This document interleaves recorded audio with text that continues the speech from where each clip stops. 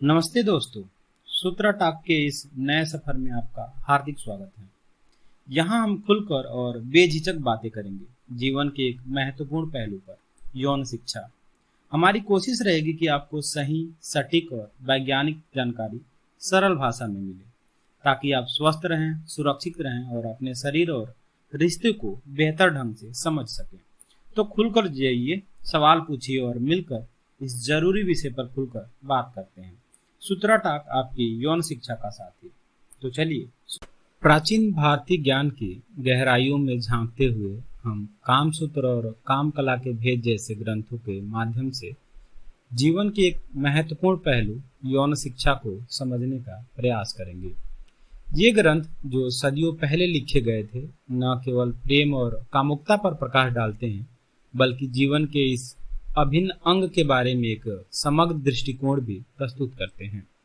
आइए इन ज्ञानवर्धक स्रोतों के माध्यम से यौन शिक्षा की यात्रा पर निकलें और देखें कि ये प्राचीन शिक्षाएं आज के संदर्भ में क्या अर्थ। तो चलिए शुरू करते हैं चैप्टर नर और नारी। यह तो साफ साफ समझा जा सकता है कि जो कुछ पुरुष है वह स्त्री नहीं, अर्थात स्त्री और चीज है और पुरुष और चीज है। प्रकट रीति से हम देखते हैं कि स्त्री का चेहरा कोमल और दाढ़ी मूछों से रहित है और पुरुष का चेहरा कठोर और दाढ़ी मूछों से भरा हुआ। एक का शरीर नाजुक, आवाज महीन और अंग प्रत्यंग छोटे हैं। दूसरे का शरीर मजबूत, आवाज गंभीर और शरीर डिल डॉल वाला है। इसमें आश्चर्यजनक बात यह है कि पुरुष जहां स्त्री के उपर्युक्त गुण कोमलता, नजाकत और नस नस की नमी को पसंद करते हैं, उसके विरुद्ध स्त्रियां खूब कठोर अंगों वाले, बड़ी और मोटी हड्डी वाले, भरपूर तेजस्वी और वीर पुरुष को पसंद करती हैं। यह विपरीत तत्वों की पसंद दोनों स्त्री और पुरुषों में केवल शारीरिक विषयों ही में नहीं है, प्रत्युत मन और स्वभाव तक में पाई जाती हैं। स्त्रियां प्रायः सलज्ज और संकोचशील पसंद की जाती हैं और पुरुष निर्भय, साहसी और निसंकोच। एक पुरुष चाहे जितना वीर, दृढ़, साहसी और निर्भय हो, अत्यंत कोमल, भावुक, सल्लज और नाजुक स्त्री को पसंद करेगा। इस भांति अत्यंत लज्जावती और कोमलांगी स्त्री खूब दाढ़ी मूछों से युक्त चेहरा, बालों से भरा वक्षस्थल और बलिष्ठ भुजदंडों पर लोटपोट होती हैं। इस विपरीत आकांक्षा में एक प्राकृतिक कारण है। स्त्री में जिस वस्तु का अभाव है वह उसके लिए स्वाभाविक रीति से ही लालायित है, और पुरुष में जिस चीज का अभाव है वह भी उसके लिए वैसा ही लालायित है। पुरुष यह समझते हैं कि वे स्त्री पर मोहित होते हैं, परंतु भली भांति देखा जाए तो स्त्रियां पुरुषों की अपेक्षा अधिक मूढ़ भाव से पुरुषों पर मरती हैं। दोनों को दोनों की उत्कृष्ट प्यास है। स्त्री यदि पुरुष के लिए स्वादिष्ट मिठाई है तो पुरुष स्त्री के लिए जीवन मूल है। जब हम हजारों लाखों अबोध भीरू बालिकाओं को कच्ची उम्र में हठात माता पिता, भाई और पैतृक घर छोड़कर पति के घर जाते देखते हैं, तब किसी जादू के बल पर वह अपना सब कुछ भूलकर केवल पति में रम जाती हैं और विवाह के बाद पति चर्चा को छोड़ दूसरी चर्चा ही प्रायः उसे नहीं सुहाती हैं। काली कलूटी, दुबली, सुस्त लड़की 4 दिन पति का स्पर्श पाकर कुछ ही कुछ हो जाती हैं। उसका रंग निखर जाता है और उल्लास के मारे वह धरती पर पैर नहीं रख टेकती। पुरुष की भांति स्त्रियों पर पतंगे के समान टूट पाते हैं। यह बात क्या स्त्रियां नहीं जानती? फिर भी वो पुरुषों पर क्यों ऐसे रिझती हैं? असंख्य स्त्रियां लोकलाज, धन संपत्ति को त्याग कर केवल पुरुष को दीन दुखिया की आंखों और कानों से दूर रहने लगी हैं। 2 ही दिनों में उनकी आंखें भाई, पिता और माता को कम पहचानने लगती हैं। सिर्फ पुरुष, वही कठोर पुरुष, उनकी दृष्टि में सबसे अधिक प्रेम, सबसे अधिक घनिष्ठ और सबसे अधिक आवश्यक प्रतीत होता है। इसमें एक रहस्य है। जैसे कठोरता को कोमलता प्रिय है, उसी भांति कोमलता को कठोरता प्रिय है। दोनों दोनों की खुराक हैं, दोनों दोनों पर अवलंबित हैं। स्त्री मूर्तिमती कोमलता है और पुरुष मूर्तिमान कठोरता। हृदय और मस्तिष्क ये दो अंग शरीर की जीवन शक्ति के केंद्र हैं। हृदय में भावुकता, लज्जा, दया और परोपकार की भावना तथा करुणा आदि की तरंगे उठा करती हैं और मस्तिष्क में वीरता, साहस, ज्ञान और धैर्य की लहरें उत्पन्न होती रहती हैं। स्वभाव से ही मस्तिष्क की शक्तियां पुरुषों में और हृदय की शक्तियां स्त्रियों में विशेष रूप से रहती हैं। यह कहा जा सकता है कि प्राणी जगत में स्त्री हृदय है और पुरुष मस्तिष्क। दोनों पर निर्भर करते हैं। दोनों पारस्परिक शक्तियों के विनिमय और सहयोग से ही जीवनी शक्ति की धारा को केंद्रित रखते हैं। जैसे हृदय के बिना मस्तिष्क और मस्तिष्क के बिना हृदय शरीर को जीवित नहीं रख सकता, उसी भांति समाज में स्त्री के बिना पुरुष और पुरुष के बिना स्त्री की गुजर नहीं हो सकती। दोनों अपने में संपूर्ण हैं, वे परस्पर मिलकर पूर्ण होते हैं। विद्युत विज्ञान में दो धाराएं होती हैं, एक ऋण, दूसरी धन। दोनों धाराएं परस्पर विरोधिनी हैं, एक आकर्षण करती है, दूसरी आकर्षण। एक अपकर्षण करती है और दूसरी आकर्षण करती है। जब दोनों छू जाती हैं, विद्युत धारा प्रकट हो जाती हैं। दूसरी दृष्टि से स्त्री को सूर्य तत्वयुक्त और पुरुष को चंद्र तत्वयुक्त माना गया है। जैसे सूर्य अपनी शक्ति जगत से जगत के रस का आकर्षण करता है, उसी प्रकार चंद्रमा पृथ्वी पर सुधा वर्षण करता है। यही वैज्ञानिक कारण है कि स्त्री का रज जो सौर्य गुण युक्त है, पुरुष का वीर्य जो चंद्र गुण युक्त है, आकर्षण करके अपने अंदर धारण करता है। मैं आगे चलकर बताऊंगा कि स्त्री और पुरुष के लिंग भेद की वास्तविकता केवल इसी क्रिया के लिए, सिर्फ इसी एक क्रिया के लिए सुबूते युक्त, सिर्फ इसी क्रिया के लिए स्वाभाविक उपयोगी निर्माण की गई हैं। जो स्त्री पुरुष एक दूसरे को यह स्वाद अधिकाधिक मात्रा में आदान प्रदान करते हैं, उनकी प्रेम ग्रंथियां इतनी प्रबल होती हैं कि लोकलाज, वैभव, लोभ, राजपाट, अधिकार कोई भी उन्हें परास्त नहीं कर सकता। वह जगत की सर्वोपरि चाहना की वस्तु है। इसमें कोई कृत्रिमता नहीं है, यह सिखाई नहीं जाती, यह सर्वथा स्वाभाविक और ईश्वर प्रदत्त है। इसमें एक परंपरा का प्रवाह निहित है। संतान उत्पादन का यही केंद्र है। एक के बाद दूसरा जीव अनंत काल तक उत्पन्न होता रहे, संसार अनंत काल तक ऐसा ही प्रवाहित रहे, आलोक और आनंद की धारा को अनंत जीव विचरण करते रहें, प्रलय और सृष्टि में भेद बना रहे। इसी से प्रकृति का यह सबसे बड़ा प्रसाद माना गया है। प्रेम और स्वाद का सर्वोत्तम अंश इस क्रिया के अंदर निहित है। स्त्री और पुरुष दोनों पर गुण, स्वाद और प्रेम का असाध अधिकार है। यही कारण है कि स्त्री और पुरुष दोनों इतने प्यासे हैं कि कुछ लोग समझते हैं कि स्त्री पुरुषों की जिस पारस्परिक प्यास में रूप सौंदर्य का विशेष हाथ है, पर प्यार और स्वाद का रूप कुछ उपकरण हो सकता है। मुख्य वस्तु तो उपर्युक्त दो नैसर्गिक वस्तुओं का दान। अगला अध्याय है प्रेम और काम। हमारे मन में आत्मा को विभोर करने वाली कुछ भावनाएं उठती हैं, वही प्रेम है। यदि हम प्रेम की सच्ची अनुभूति करने लगेंगे तो भौतिक जीवन से बहुत दूर हो जाएंगे। प्रेमानुभूति में मनुष्य के निजी जीवन का एक अद्भुत नाटक आरंभ हो जाता है।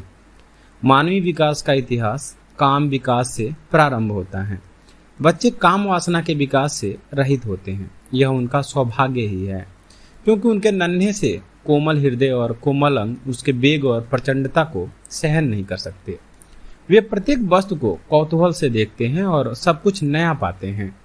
बच्चों के शरीर के प्रति अवयव इतने नाजुक और उत्तेजनापूर्ण होते हैं कि उनका कोई भी अंग आसानी से उत्तेजित किया जा सकता है। इसी कारण प्रकृति में बड़े आदमी की अपेक्षा बच्चों की इंद्रियां अधिक उत्तेजित हो जाती हैं। बड़े उम्र में लोग सिद्धांत के विचार से काम वासना को छिपाते हैं, परंतु बच्चों को इसकी परवाह नहीं। उसकी आंखें निर्भय, आत्मा शुद्ध और हृदय भीतरी रहित होता है। फिर भी उसमें प्रच्छन्न काम वासना तो है ही। यदि यह भाई बहनों और दूसरे लैंगिक सहवास से रहित पैदा होता तो उसकी काम वासना उचित आयु में ही उत्तेजित होती, परंतु ऐसा नहीं होता है। बालक को परिवार में उत्पन्न होना, पलना और सब प्रकार के स्त्री पुरुषों के साथ रहना पड़ता है, जिससे परिस्थिति और आयु की भिन्नता के कारण बालक को समय से पूर्व ही काम की अनुभूति हो जाती है। खास बात यह है कि वह स्वभाव से ही भिन्न लिंगी के प्रति आकर्षित होता है। प्रत्येक बालक काम वासना से परिपूर्ण संसार में रहता है और उसे काम वासना में हिस्सा लेने का अधिकार है। वह यदि लड़का है तो जानता है कि वह मर्द बनेगा और वह बहनों पर मर्द की भांति हुकूमत करता है, और लड़कियां समझती हैं कि वे स्त्री बनेंगी। वे बाल बनाती हैं, श्रृंगार करती हैं। माता पिता भी अल्पकाल से ही उनके रहन सहन में परिवर्तन डाल देते हैं, और यह उनके लिए भिन्न लैंगिकता के एक पाठ के समान है। परंतु इसी समय में काम संबंधी कुचेष्टाएं की जाती हैं। लड़के साहसी और तेज तथा लड़कियां चंचल होती हैं। वे दोनों मोहक ढंग से खेलते हैं तथा हरकत करते हैं। जब वे कुछ बड़े हो जाते हैं तो उनकी इच्छाएं बढ़ती जाती हैं। उनमें कोई उद्देश्य नहीं होता, पर वह आकर्षक अवश्य होता है। यही समय है उनकी रक्षा की जा सकती है। परंतु यदि उसमें काम संबंधी आकर्षण बढ़ जाता है तब उन्हें रोकना कठिन हो जाता है। बालक अपने पौरुष के प्रारंभ में अपने लिए हानिकारक नहीं होते, इसी प्रकार लड़कियां भी। परंतु यदि कोई आदमी जो काम वासना से अंधा हो, वह इन पवित्र बच्चों को नष्ट करने में सबसे अधिक खतरनाक साबित हो सकता है। छोटे बच्चे भोले और अनजान होते हैं। इससे वे भिन्न लिंगी होने पर प्रेम करते हुए तथा प्रेम पर गर्व करते हुए परस्पर दोस्त बने रहते हैं तथा लैंगिक संबंध नहीं रखते। पर यदि वे बहुत अधिक घनिष्ठ हो जाएं, परस्पर चुंबन या आलिंगन करने लगे, तो उनकी वासना समय से पहले उत्तेजित हो जा सकती हैं, और यह वास्तव में आग के साथ खेलने के समान है। कल्पना कीजिए कि एक बच्चा एक आदमी के संबंध में ऐसी बातें कहता है जो खुल्लम खुल्ला नहीं कही जा सकती। शायद वह अपने अध्यापक के बाबत ही ऐसी बातें कहे तो मानना पड़ेगा कि वह सच्चा है, और यह नई अनुभूति उसकी गढ़ी हुई नहीं है और उसे अपवित्र किया गया है। कुछ बच्चे आगे चलकर चालाक और धूर्त बन जाते हैं, और वे कल्पना से भी ऐसे आरोप करने लगते हैं, क्योंकि उनकी ऐसी बातों को जब खास गंभीरता के साथ सुना जाता है तो वे समझते हैं कि वे कोई महत्वपूर्ण बातें कर रहे हैं। वास्तव में बच्चों के भीतर मर्दानगी तो है, पर वह प्रसुप्त है। वह समय से कुछ प्रथम ही ऐसी बातों से भड़क उठती हैं। परंतु बच्चा यदि असमय ही काम उत्तेजना का अनुभव करने लगे तो उसे यह ज्ञान हो जाता है कि गुप्त इंद्रियां ही काम केंद्र हैं, और उसका ध्यान उनकी तरफ जाता है तथा वह उनके विषय में सोचने लगता है। यह वास्तव में खतरे का घंटा है, जिसकी तरफ माता पिता तथा अध्यापक को पूरा खबरदार रहना चाहिए। यदि कोई बच्चा पूरी तौर पर तंदुरुस्त है तो वह एकाएक बुराई की तरफ नहीं गिरेगा, भले ही समय पर काम वासना उसे कष्ट दे। बच्चा अच्छी और बुरी दोनों ही बातों को ग्रहण करने की शक्ति रखता है। अगर बच्चे की ठीक संभाल रखी जाए तो वह दिन खेलने और पढ़ने में खर्च करेगा और रात को आराम करेगा। अपने आप ही उसका ध्यान दूसरी बातों की तरफ नहीं जाएगा। बच्चे के चरित्र स्थिर नहीं होते, इसलिए यदि उनके साथ अच्छा व्यवहार किया जाए तो यदि उसमें बुरी सोहबत से काम संबंधी कुछ अनुभूतियां हो गई होगी तो भी वह दूर की जा सकती हैं। आवश्यकता इस बात की है कि माता पिता यह चेष्टा करें कि वह अधिक आयु तक बच्चा ही बना रहे और उसकी वृत्तियां सोती ही रहें। वृत्तियां एक बार जागृत होने के बाद फिर दबाई नहीं जा सकती, और ऐसे बच्चे फलने फूलने से पहले ही नष्ट हो जाते हैं। अब प्रेम की कोमल अनुभूति पर विचार करना चाहिए, जो बालक के हृदय में यथेष्ट होता है। इसी चिन्ह पर उसका जीवन अग्रसर होता है।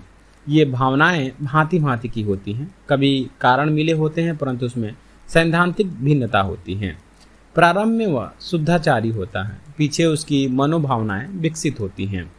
अगर आप सभ्यता की सर्वोच्चता की श्रेणी पर विचार करें, उन लोगों में जहां बच्चे पशुओं के समान जीवन व्यतीत करने वालों के बीच में पलते हैं, या उन कस्बे में पैदा होते हैं जो नीच वातावरण से परिपूर्ण है, वहां से बच्चे अपनी ग्राहक शक्तियों के कारण ज्यों ज्यों बड़े होते रहते हैं, बुराइयों को ग्रहण करते जाते हैं। यदि काम संबंधी चेष्टाएं भी बच्चे से न छिपाई जाएं तो उनका उस पर कुछ भी असर न हो। वह उन्हें अन्य साधारण ही समझे, और चूंकि यह काम उससे छिपाया जाता है, इसलिए वह बालिग होने पर उत्तेजना अनुभव करने लगता है तथा हस्त संचालन करना सीख लेता है। यदि किसी लड़की के साथ काम वासना पूर्ण करने लगता है और उससे वह प्रेम करने लगता है, काम विकास का यह प्राथमिक मार्ग है। परंतु अब जबकि समाज अत्यंत सभ्य हो गया है और बच्चे पशुओं की तरह नहीं रहते, प्रत्युत वे आधुनिक उन्नत तरीकों से शिक्षा पाते हैं। वे उनके जरिए ही काम वासना के विशुद्ध और स्वाभाविक विकास तक पहुंच सकते हैं। काम संबंधी प्रत्येक वस्तु यद्यपि उनकी यत्नपूर्वक छिपाई जाती है, परंतु इस संबंध में उनकी उत्सुकता बढ़ती ही जाती है। प्रेम की ये भावनाएं बच्चों के हृदय में प्रथम काम रहित होती हैं, पर पीछे काम पूरित हो जाती हैं। माता बच्चों को न केवल आराम पहुंचाती हैं, किंतु भौतिक रूप से पालन भी करती हैं।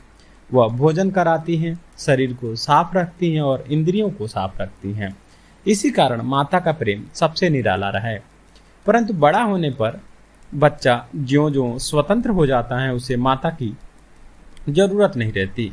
अंत में वह जीवन युद्ध के लिए युवा होकर तैयार हो जाता है और माता के प्रेम की जगह स्त्री का प्रेम उसके हृदय में उत्पन्न हो जाता है। प्रायः इस आयु में वह एक अकेलापन अनुभव करने लगता है और स्त्री के प्रेम की कोमल अनुभूति का अभाव से अनुभव होने लगता है। साथ ही उसकी काम वासना जाग उठती है तथा बाल्य भाव नष्ट हो जाता है। अंततः मातृ प्रेम का वह भाव काम प्रेम में बदलकर नया रूप धारण कर लेता है और जब वे युवक युवती होकर प्रथम बार विवाहित होते तथा एक दूसरे से आह्लाद पाते हैं, परस्पर आलिंगन करने में या चुंबन करने में आनंद अनुभव करते हैं, फिर वही आनंद उस समय चरम सीमा को पहुंच जाता है, जबकि काम वासना की पूर्ति अत्यंत उत्तेजित अवस्था में पूर्ण करते हैं। जैसे ही भिन्न लैंगिक एक दूसरे को देखते हैं, संकेत करते हैं, छिपकर प्रेम चेष्टा करते, भेंट देते या परस्पर स्पर्श करते हैं, तो उन्हें एक चमत्कारिक अनुभव होता है। आरंभ में इसे स्वार्थ अधिक नहीं होता, परंतु धीरे धीरे वासना अंकुरित होने लगती हैं। इन सब चेष्टाओं का उद्देश्य परस्पर एक दूसरे के निकट आने का है। इस काम में लड़ना, कष्ट देना, मना करना, चुंबन करना आदि खास प्रभावशाली होते हैं। शरीर में सबसे कोमल अंग ओष्ठ है। उसका चुंबन, परस्पर स्पर्श का प्रथम सुख है।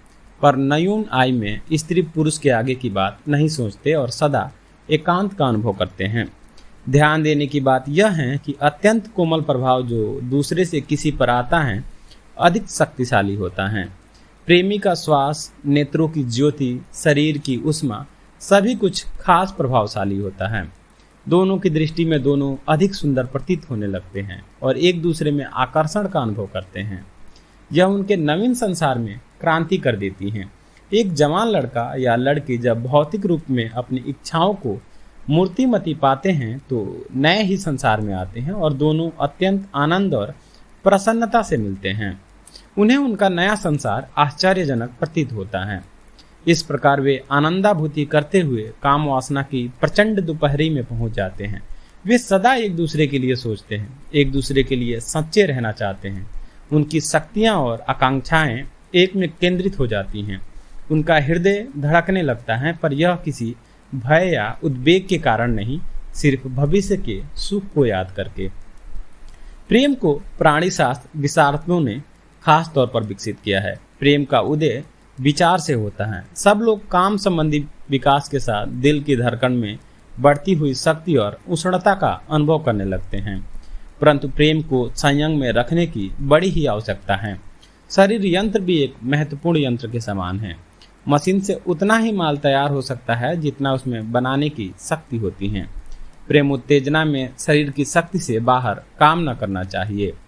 भौतिक प्रेम और मानसिक प्रेम में क्या अंतर है, इस पर यहाँ विचारना चाहिए।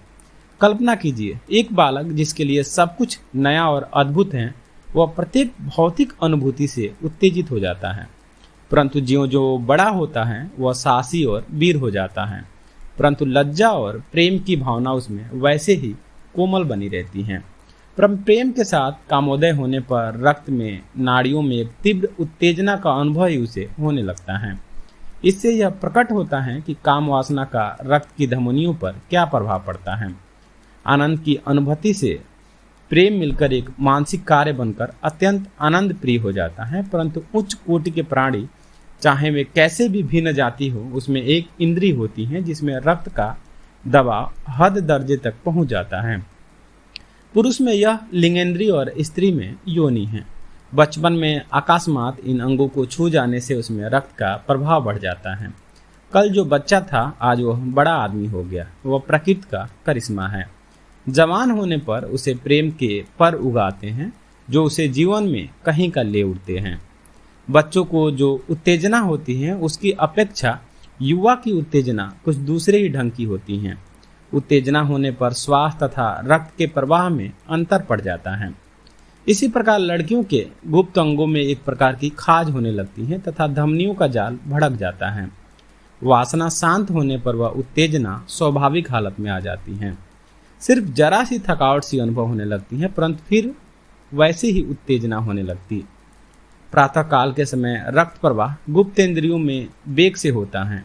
यदि हम सोचने लगते हैं तो मस्तिष्क में रक्त भीषण अधिक होने लगता है। इसी प्रकार जब जब हम जिस जिस काम को करते हैं रक्त का प्रवाह तेज हो जाता है। रात को जब हम सोते हैं तब वह फिर शांत हो जाता है। यह बात अत्यंत महत्वपूर्ण है कि रक्ताभिसरण जीवन में बहुमूल्य है। इसी कारण बड़ी उम्र में नपुंसकता, कब्ज, बवासीर रोग हो जाते हैं। ये रोग जल्द ही दूर किए जा सकते हैं। ठंडे पानी का इलाज, प्रातः काल का भ्रमण और खाने पीने की व्यवस्था तथा ठीक ठाक औसत से फिर ये रोग दूर हो जाते हैं। कामोत्तेजना छोटी जात के प्राणियों में जिनका मस्तिष्क छोटा होता है तीव्र नहीं होगी। जितनी अधिक मस्तिष्क की बड़ी शक्ति होगी उतना ही उत्तेजन अधिक होगा। मनुष्य अपने अस्तित्व को कायम करने के लिए मस्तिष्क से बहुत काम लेता है। इस कारण संसार में समस्त प्राणियों से अधिक मनुष्य का मस्तिष्क बलवान होता है। इसी से उसकी काम वासना भी संसार के समस्त प्राणियों से अधिक है। चाय, कॉफी, कोको, शराब आदि इसलिए प्रिय प्रतीत होती हैं कि ये स्नायुमंडल को जो मस्तिष्क से संचालित हैं उत्तेजना देती हैं और इनसे जो रक्ताभिसरण बढ़ता है जाता है उससे उत्तेजना और आनंद की प्राप्ति होती है। मनुष्य को आराम की जरूरत है, पेशियों को परिश्रम की। रात्रि को उत्तेजना होने से रक्ताभिसरण बढ़ जाता है। फिर काम वेग समन होने पर पूर्ण शांति प्राप्त हो जाती है। जब ऐसा होता है तब उससे इतना आराम मिलता है कि मन आनंद से भर जाता है। इसलिए कामोत्तेजना जीवन के सब कामों से अधिक महत्वपूर्ण है। यह जितनी अधिक होगी उतना ही मस्तिष्क विकसित होगा। यही कारण है कि नितांत नामर्दी अत्यंत बुरी समझी जाती हैं और हिजड़े दया के पात्र समझे जाते हैं। साधारण परिस्थिति में बड़ी आयु होने पर काम शक्ति कम हो जाती है। कभी कभी मस्तिष्क की साधारण नस कट जाने से मिर्गी या मूर्छा हो जाती है या लकवे का आक्रमण हो जाता है या कोई स्नायु टूट जाता है, तब भी ऐसा हो जाता है क्योंकि रक्त के अभिसरण का प्रवाह बंद हो जाता है, जो अत्यंत दुखदायी होता है। पुरुषत्व की यह शक्ति जो रात के समय अत्यंत आनंदप्रद है, जीवन के सबसे महत्वपूर्ण वस्तु है।